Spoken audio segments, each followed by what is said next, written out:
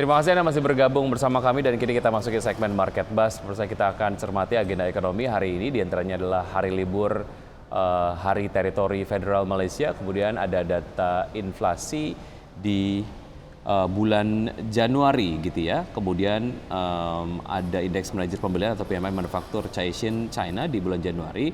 Ada data mengenai neraca perdagangan Korea Selatan di bulan Januari, kemudian ada indeks manajer pembelian atau PMI manufaktur Jepang di bulan Januari dan indeks manajer pembelian atau PMI manufaktur Amerika Serikat di bulan Januari.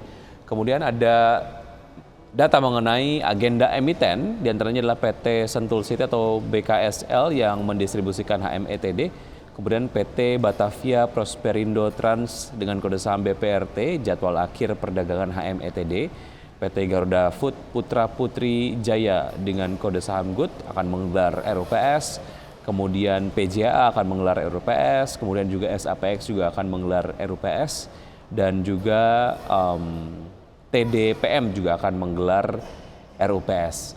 Dan berikutnya pemirsa, untuk IHSG yang kurang berotot turun ke teritori negatif pada akhir perdagangan hari Selasa yang tergerus 34 poin atau 0,48% ke level 6.839. Sektor energi terkuat setelah naik sebesar 0,79%, sedangkan kesehatan terlemah turun sebesar 1,07%. Dan kita akan lihat pembukaan dari Bursa Asia pagi hari ini. Seperti yang Anda dapat saksikan di layar televisi, untuk Bursa Asia, Nikkei dibuka menguat 0,6% di level 27.490,98 maksud kami. Kemudian STI Singapura menguat 0,39%, Kospi Korea 1,02% menguat, kemudian Hang Seng Hong Kong menguat 0,36%.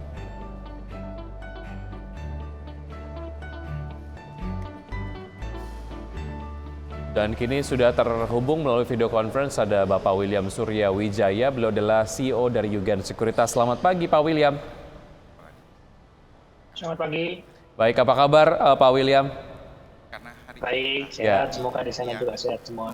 Terima kasih sudah kembali bergabung di Market Buzz. Kita akan cermati mengenai laporan kinerja ataupun laba lah ya dari Mandiri yang memang sesuai dengan proyeksi yang kemudian melesat. Namun harga dari Mandiri sendiri secara volatilitas begitu tidak terlalu merespon pada perdagangan kemarin. Analisis dari Anda seperti apa Pak William? Menyampaikan selamat. Ya, kalau kita lihat untuk laporan kinerja banyak sekali ya, sudah mulai sepertinya untuk laporan kinerja kita lihat juga sebetulnya Mandiri.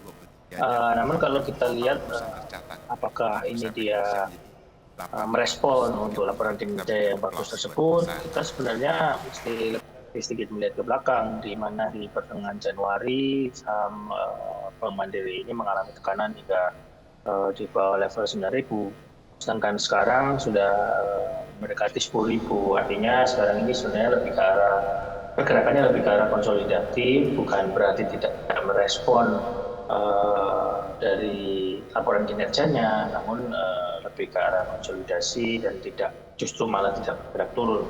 Sudah cukup bagus lah saat. Baik, artinya secara valuasi harga saham untuk Mandiri sendiri memang sudah ada di area overbought begitu, walaupun memang ada data yang cukup positif terkait dengan laporan kinerjanya, ya tidak bergerak terlalu signifikan begitu ya, hanya secara harga saja memang sudah tinggi begitu ya? Sebenarnya lebih ke arah konsolidasi karena sudah mengalami tekanan di pertengahan Januari ya. Namun sekarang harganya juga relatif lebih stabil dan justru kinerjanya tersebut yang menopang pergerakan saham tersebut. Baik, ada yang secara momentum dapat dimanfaatkan nggak Pak William terkait dengan laporan dari kinerja Bank Mandiri yang memang melesat ini?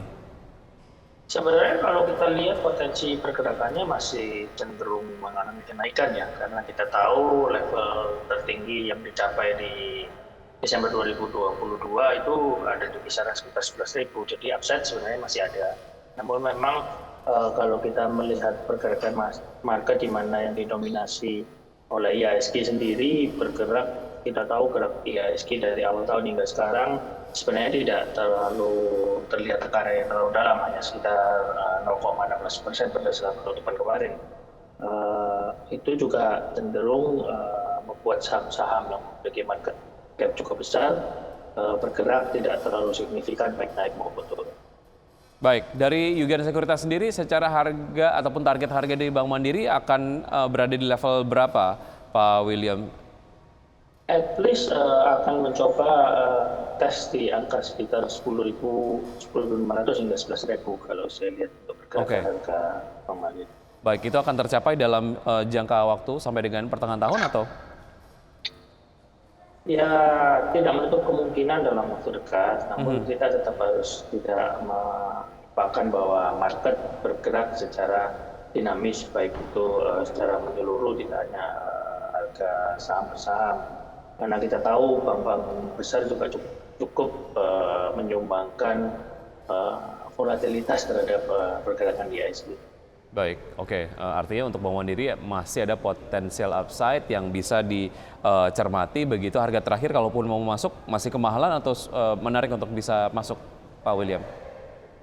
Saat ini sebenarnya masih ada potensi untuk naik. Namun memang kalaupun terjadi tekanan, mungkin bisa dilihat di level-level support sekitar 9.675.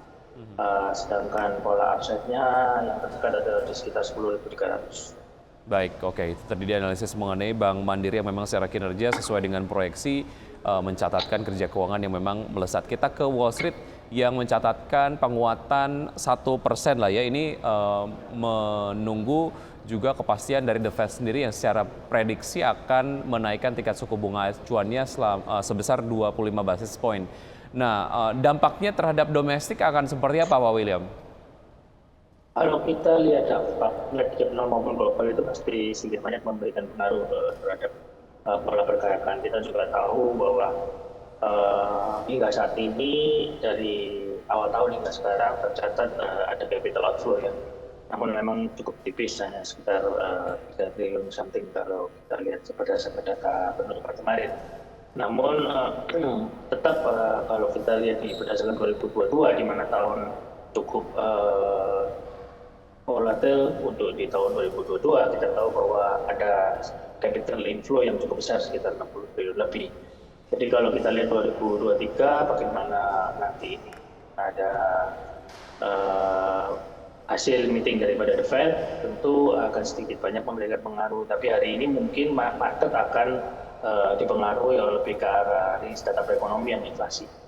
Baik, data yang nampaknya paling ditunggu itu begitu data inflasi di Indonesia sendiri. Baik, Pak William, kalau kita lihat chance dari IHSG di perdagangan hari ini akan seperti apa? Tentu saja mempertimbangkan beberapa data-data, diantaranya adalah mengenai ekspektasi inflasi di dalam negeri begitu ya. Seperti apa Pak William proyeksi dari Anda?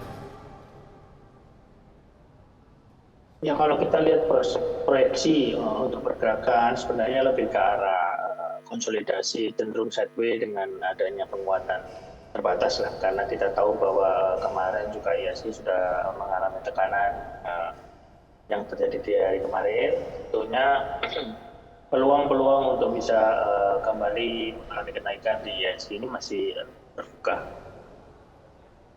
Oke, ada data-data lain yang perlu dicermati, misalnya adalah volatilitas nilai tukar rupiah terhadap dolar Amerika Serikat sendiri. Sejauh mana ini kemudian akan mempengaruhi sektor-sektor tertentu yang mungkin juga agak memberatkan pergerakan dari IHSG di hari ini, Pak William? Sebenarnya salah satu yang menopang kita bisa lihat di global ya, karena tahu kita di global seperti FOMC meeting, kita juga lihat nantinya laporan kinerja dari beberapa emiten besar seperti Facebook, seperti Google, Amazon, Starbucks, itu ntar earningnya juga akan rilis di minggu ini yang tentu akan mempengaruhi pola gerak market global, dan market global tentunya juga akan sedikit banyak mempengaruhi atau memberikan sentimen terhadap IHSG sendiri. Jadi kita lihat kalau dari dalam negeri inflasi yang cenderung diperkirakan akan lebih stabil, tidak terlalu melonjak, dan data-data saja itu tentu akan juga memberikan sentimen cukup positif untuk IHSG. Baik, data dari pergerakan nilai tukar rupiah terhadap dolar Amerika Serikat sendiri memang menguat begitu ya, cukup positif nampaknya.